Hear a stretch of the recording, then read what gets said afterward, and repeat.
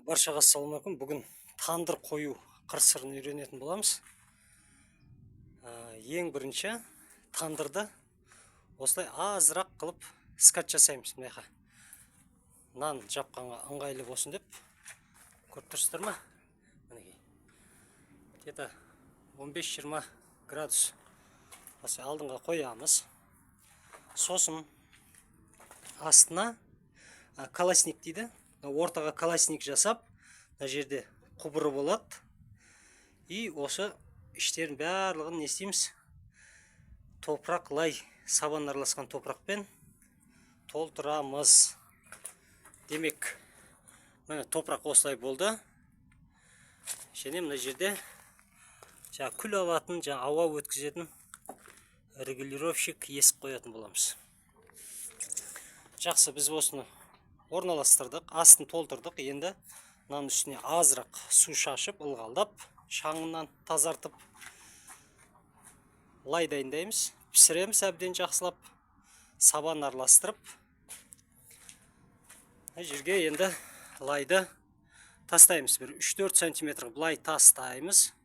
Сосын кірпішті лайға жабыстырамыз. Демек, жабыстырған соң, қараңыздар. Сосын айналдыра жаңағы сыммен байлап қоямыз. Демек, 1, 2, 3 қатар кірпіш болады.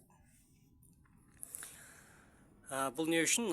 Кірпіш ыстықты жақсы сақтап тұру үшін. Мына жерде біреу дайын уже. Енді содан кейін үстіне осылай жаңағы лай сыбақ жасап, әдемілеп форма келтіріп сыбап қоямыз.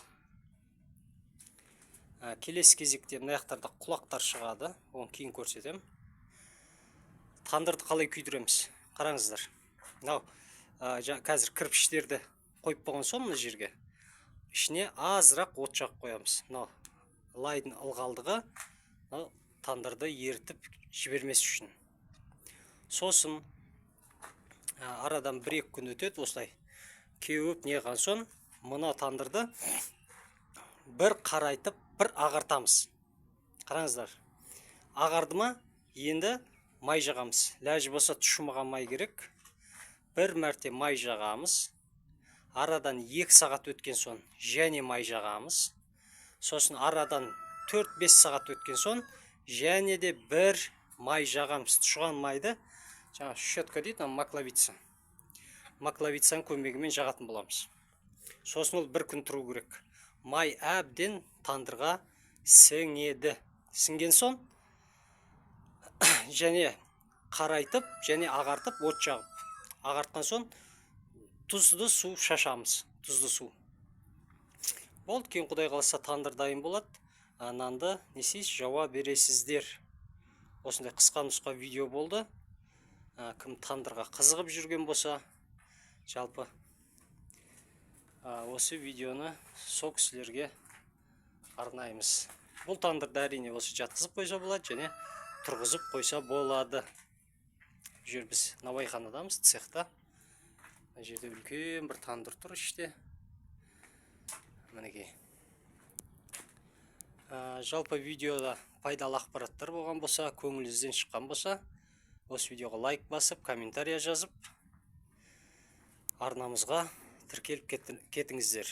Бұл ауыл тынысы YouTube арнамыз. Аман болыңыздар.